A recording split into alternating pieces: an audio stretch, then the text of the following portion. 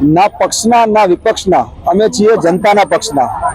હાલ અમે આવ્યા છીએ બાપુનગર 4 રસ્તા આગળ, જ્યાં તંત્ર દ્વારા ડિમોલેશનની નોટિસ આપવામાં આવેલી છે. એ લોકોને 30 દિવસમાં મકાન ખાલી કરવાનું કહેવામાં આવ્યું છે. એ લોકોના સાથે આપણે પૂછ્યું કે શું છે સમગ્ર ઘટના. બેન, તમારું નામ જણાવો. સંગીતાબેન મુકેશભાઈ પટની. શું અહીંયા સમસ્યા શું થઈ છે? સાહેબ, અમે અહીંયા 85-60 વર્ષની છે અમારી રહેઠાણ છે. બહુ કાચા છાપડાઓ તે એકદમ કંતલના ત્યારથી અમે અહીંયા રહીએ છીએ.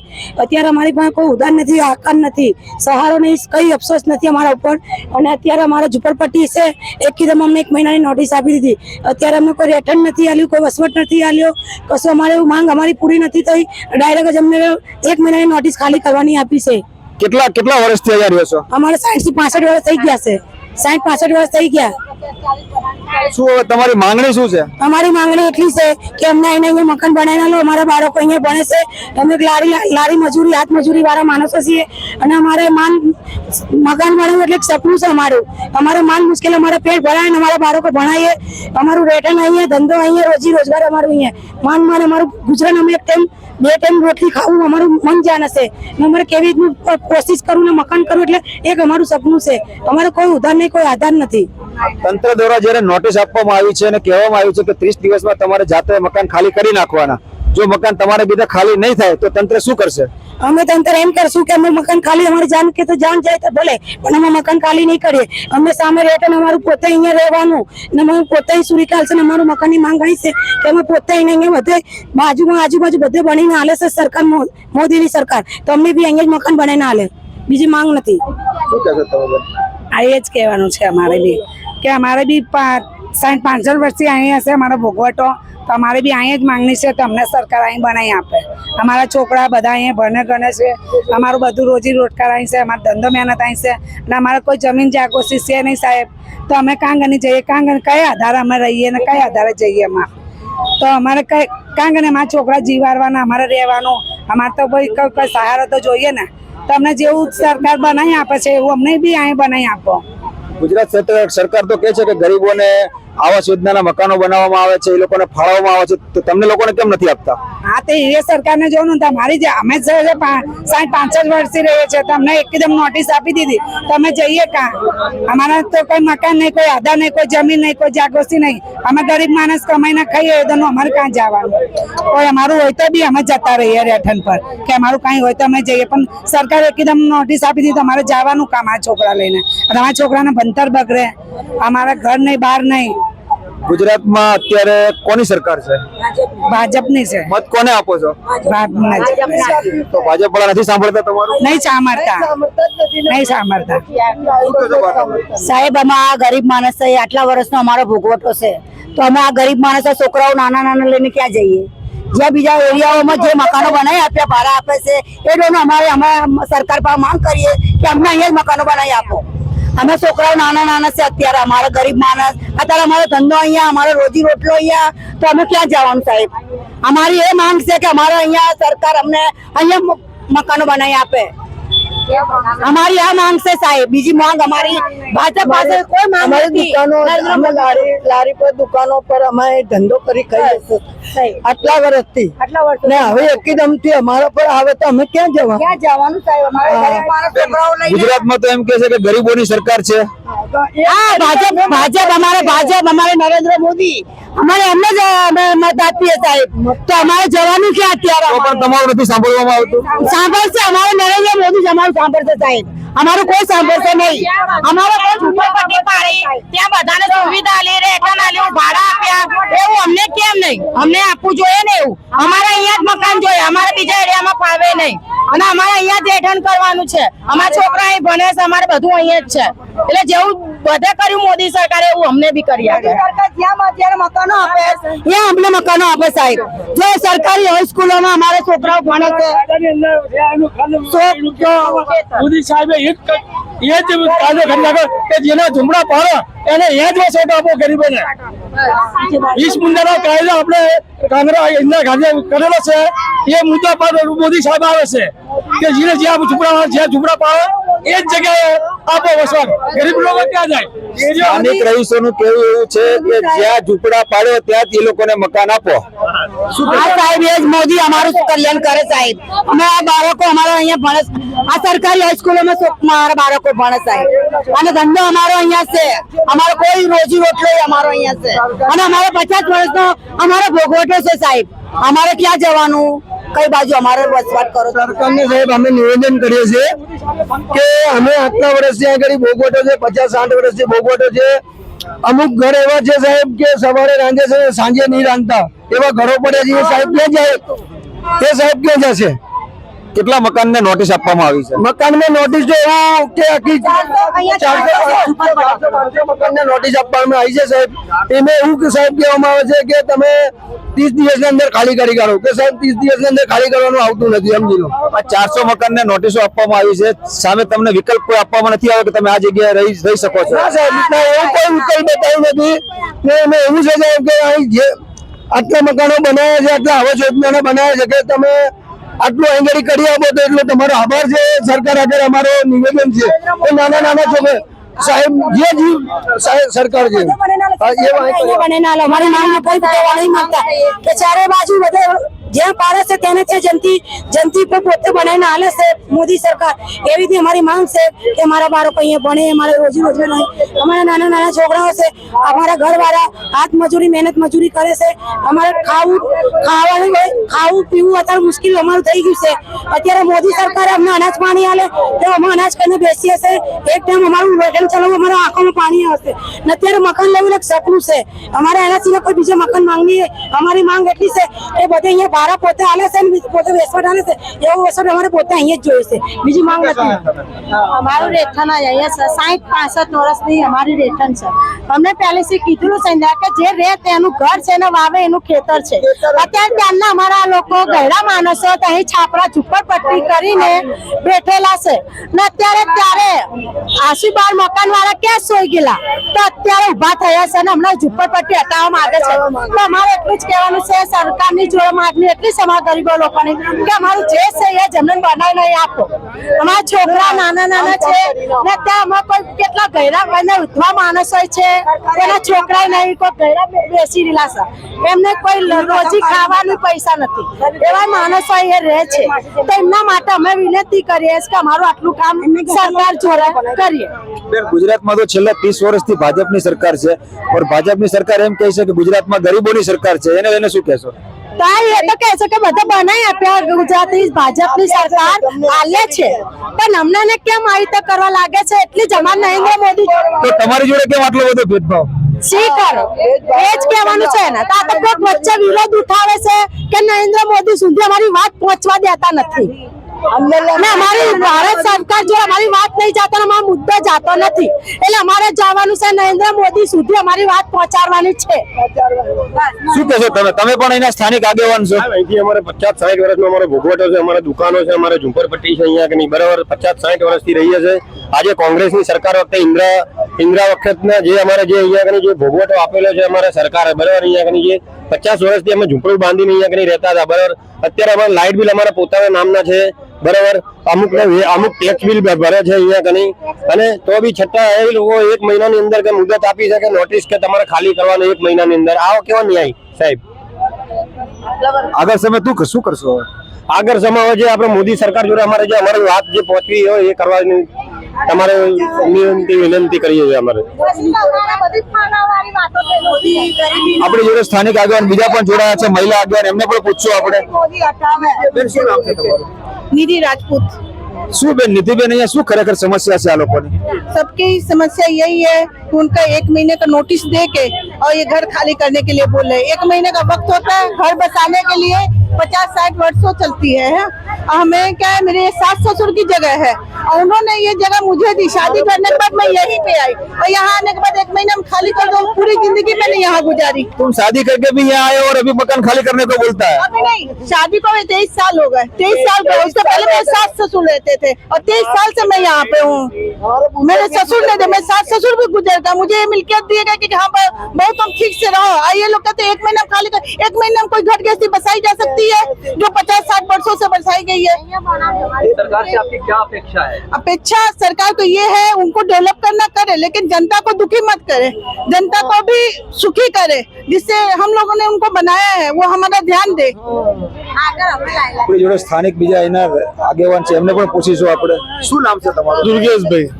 દુર્ગેશભાઈ, શું છે એની સમસ્યા? અહીંની સમસ્યા એવી છે કે 26 તારીખે આઈને બધા નોટિસો જાહેર કરી ગયા છે કે તમે 30 દિવસમાં તમારા ખાલી કરી દેવો, નકર જે તોડવામાં આવશે એ તમારી પર ચાર્જ વસૂલ કરવામાં આવશે. અહીંયા લગભગ 400 થી 500 દુકાનો છે અને 800 થી 900 મકાનો છે. બધા રહીશોને નોટિસો આપી દીધી કે ભાઈ 30 દિવસમાં તમે જાતે ખાલી કરી રાખજો. પણ આટલા વર્ષોથી રહેવાસી 50-60 વર્ષથી લોકો છે, હજી ઇન્દિરા ગાંધી વખતના મકાનો છે, હજી બી હાલમાં હાજર છે અહીંયા. એટલે ગુજરાતમાં આની અંદર કહેવામાં આવ્યું છે કે તમે 30 દિવસમાં નહીં ખાલી કરો, તમે જાતે તોડી નાખશું, તો 30 દિવસની અંદર તમે ખાલી કરી આપજો અમને. એટલે આટલા વર્ષોથી રહેવાળા, ધંધાવાળા, નાના મોટા રોજગાર કરવાવાળા એ બધા વેચી કઈ ખાલી કરીને જશે ક્યાં? અમુક વિસ્તારોમાં મકાનો બનાવે છે, નાના વડીલો ઉંમરલાયક વ્યક્તિઓ છે, ઓળાના મકાનોમાં કરી જ ઉપર નીચે ચડીએ કે એટલે નાના રૂમમાં એ લોકો સમાવેશ નથી, સુવિધા નથી આ કે આપી.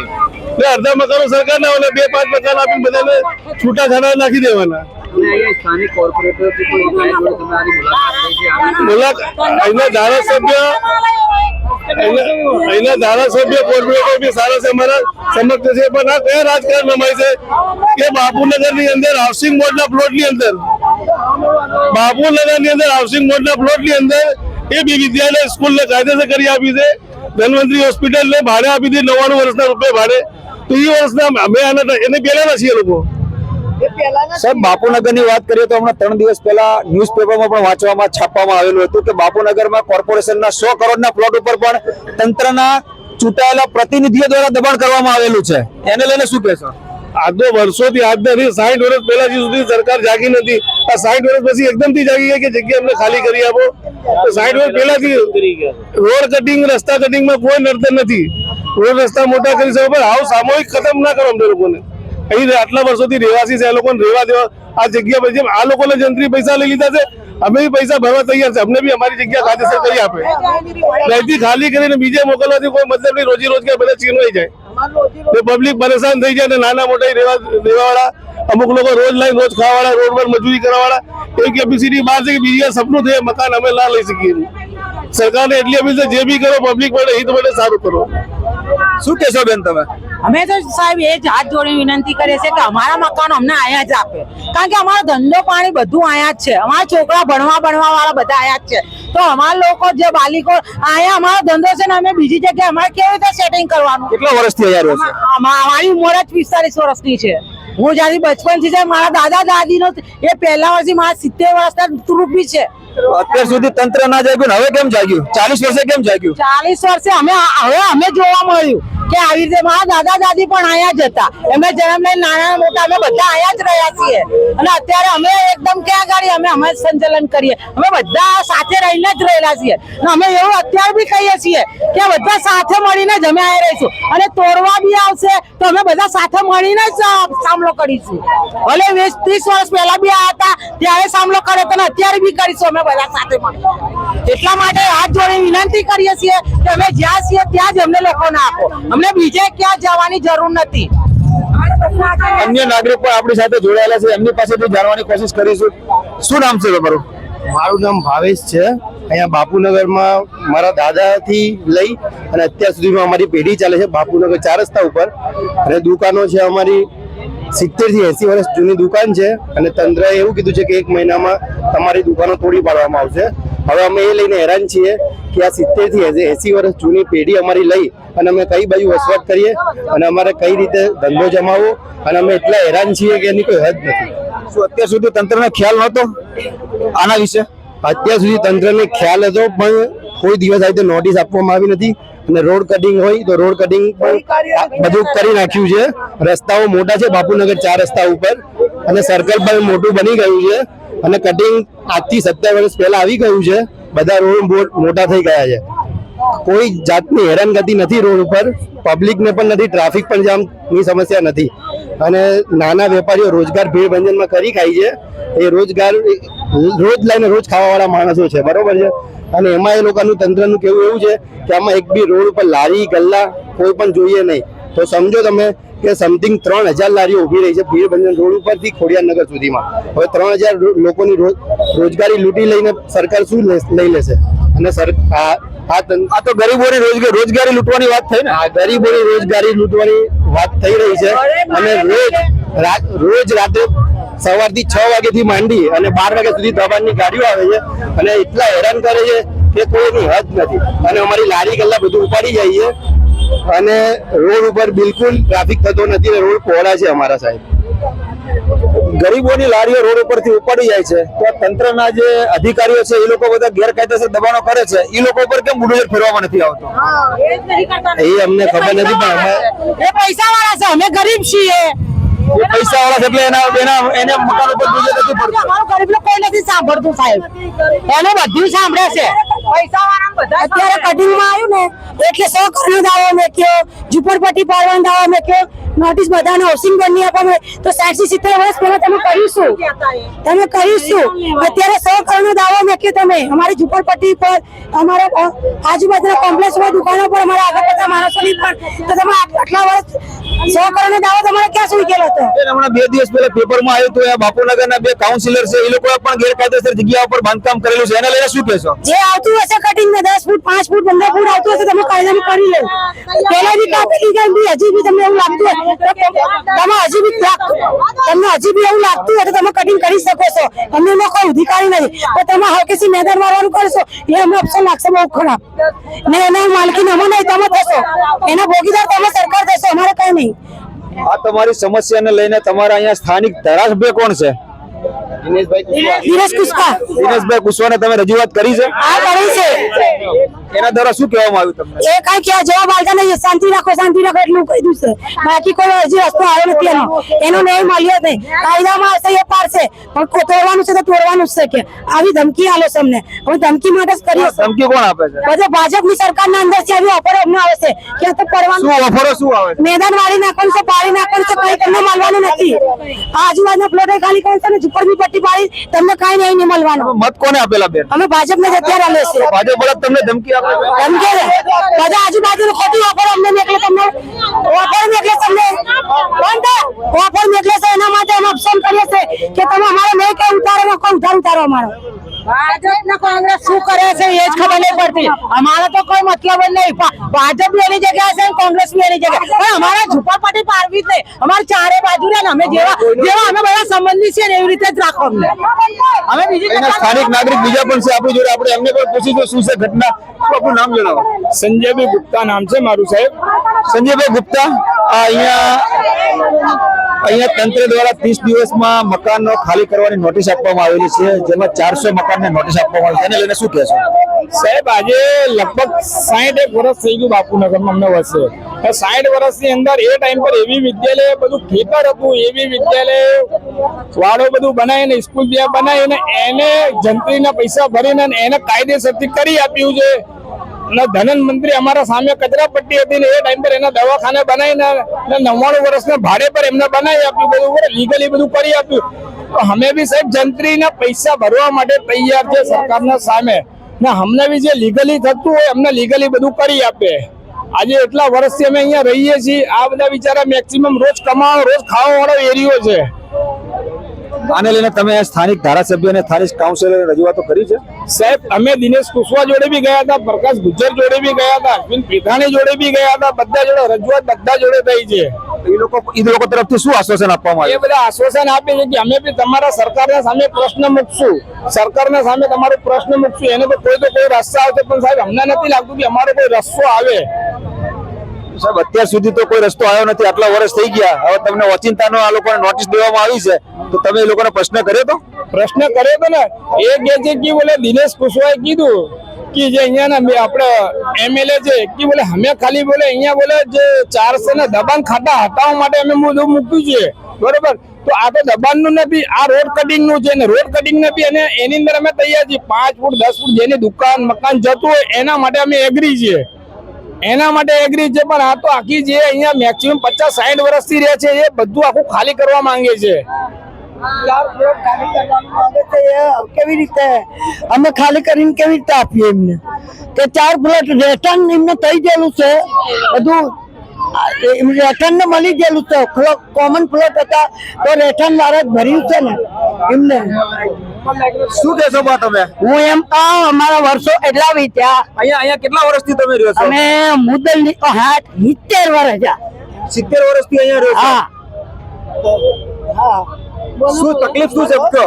તકલીફ તો અત્યારે ઘણી છે પણ હવે શું કરીએ કોઈ કહેવાય એટલું બધું કોને ના કહેવાય? સાંભળો અમારા ઘરવાળા ખોખા કરતા એ ઈ લઈને લાકડા ની થેલી લાવતા ને લાકડા ઉપર રાંધેલું છે હવે આ બધું થયું છે તો હવે માંડ ગાડી પાટે સડી ત્યાં તમે કહો અમારા સાપડા પાડવા અમે પાટિયાના મકાન કર્યા પછી શું તમે તંત્ર પાસે બા શું અપેક્ષા રાખો છો? તંત્ર પાસે હું અપેક્ષા રાખું અમને આયા બીજે બનાવે પણ જરીક મકાન સારું જોઈએ અમારે મકાન સારું જોઈએ.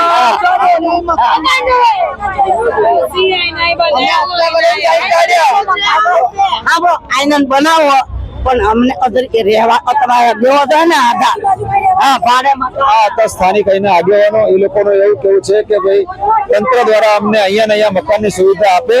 આપણી જોડે એના બીજા સ્થાનિક આગેવાન પણ જોડાયા છે. આપણે એમની પાસેથી જાણવા માંગશું કે શું છે સમગ્ર ઘટના. આપનું નામ જણાવો. મહેન્દ્રભાઈ પટેલ. મહેન્દ્રભાઈ શું છે અહીંયા સમસ્યા? સમસ્યા એ છે સાહેબ કે સરકારે જે બધાને કાગળ આપ્યું છે કે ભાઈ કટિંગમાં જશે પણ જે 50-60 વર્ષથી 70-70 વર્ષથી અમુક લોકો રહે છે અહીંયા એ બધાનું કટિંગમાં જાય મકાન કે તોડી પાડવામાં એ ન્યાયની વાત નથી. 70 વર્ષ પહેલા તંત્ર ક્યાં હતું? આજે જે જાગ્યું તંત્ર 70 વર્ષ પહેલા બી તો કોકની સરકાર હતી સાહેબ અહીંયા એ ટાઈમે ના કેમ નહીં કરી સાહેબે?